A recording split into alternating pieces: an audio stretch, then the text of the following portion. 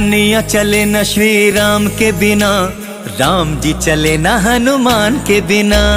दुनिया चले न श्री राम के बिना, राम जी चले न हनुमान के बिना। दुनिया चले न श्री राम के बिना, राम जी चले न हनुमान के बिना। दुनिया चले न श्री राम के बिना, राम जी चले न हनुमान के बिना। हाँ, दुनिया चले न श्री राम के बिना, राम जी चले न हनुमान के बिना।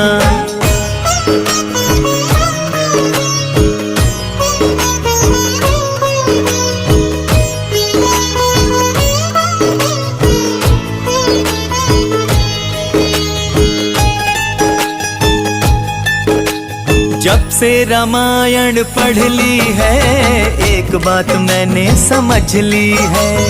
जब से रामायण पढ़